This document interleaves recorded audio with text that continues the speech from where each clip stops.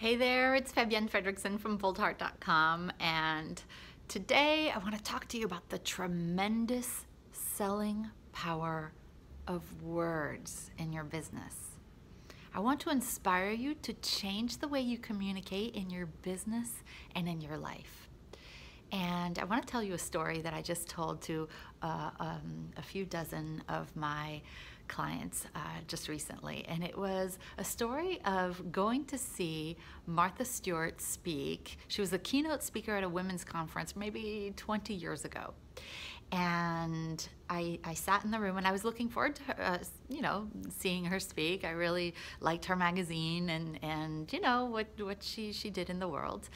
And I sat there, and as she started talking, I started and I hate saying this because I never want to disparage another business owner, and certainly not a woman. And we're all doing our best with, the tools that we have, but I was cringing. I was cringing for myself. I was cringing for her. It's as if she were reading a dissertation. It's as if she were reading the encyclopedia. It was dry. It was red. She was reading. It was impenetrable. We couldn't get to see the real woman behind the words. And I remember sitting there thinking, oh my God, I feel so bad for her. I feel so bad for everybody else. Does she know that she's not connecting with any of us? And I remember filing that away and saying, okay, I will remember that for the rest of my life and act differently if I can.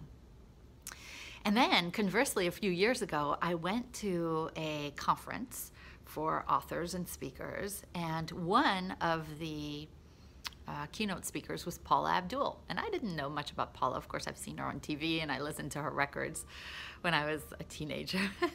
But she started speaking, and I thought, oh my God, let this not be the same. She was reading from her index cards, and it was dry, and I thought she was going to be a peppy person, somebody that we would, be entertaining because she's in the entertainment business.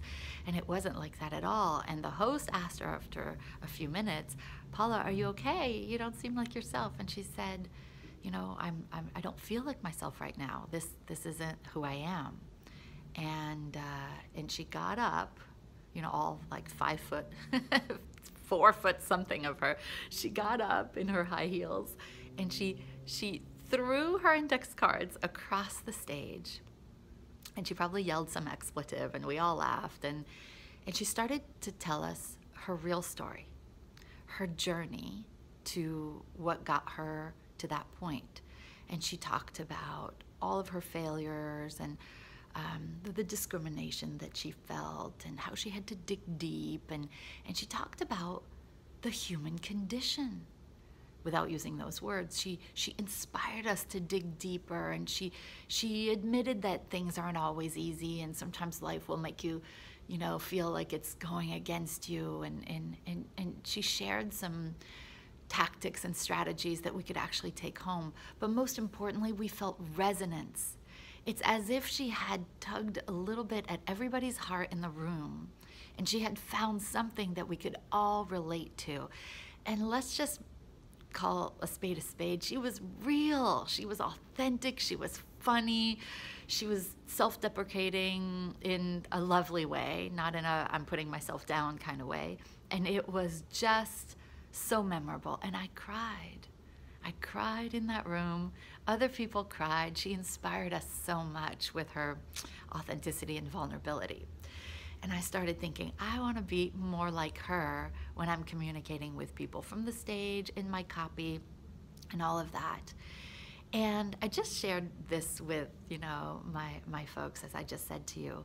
And I said, I want you to channel more of your inner Paula than your inner Martha. And I'm sure Martha's doing things differently now and things like that. And I said, because when somebody relates to you, there is this alchemy that happens with words, not just the words that you choose, but how you deliver these words.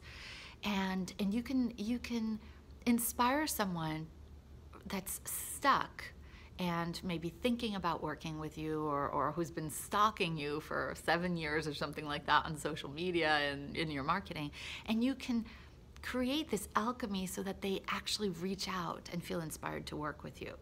And I said to them in that room the other day, I said, who is here as a client of mine now? And it was because of the power of words. And all these hands shot up. And you know, I was happy, pleasantly surprised, but virtually everybody in that room was there because of the power of a word or a series of words that I had used. And so I called on one woman right away, right in the front, and I said, what were those words? And she said, it was just a few words you said in passing. You said, I'm a channel who wears Chanel. And she said, I'm a spiritual person too, and I'm not granola, and I don't wear Birkenstocks, and you know, all of that stuff. I like that you're a spiritual person, you know, in business, who has more of an elegant, you know, exterior. And she said, that's the reason why I'm working with you. Not because of all the content that I've created all of those years, but because of that. And then I asked this other woman, she said, 3 words, Fabienne. You said 3 words. You said, clear the gunk. And you talked about the importance of mindset in business, not just the strategy, but how if you want to play much bigger, you need to work on your mindset.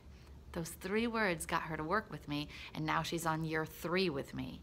And all these other people shared stories. And that's what I want you to get, is the tremendous selling power of words, not from a manipulation place, but from a resonance place, giving people the opportunity to get to know you really, and to get to see who you really are from a place of authenticity and vulnerability, and of showing them who you really are. So that is what I'd like to inspire you to do this week, is to think about how you use words in your business.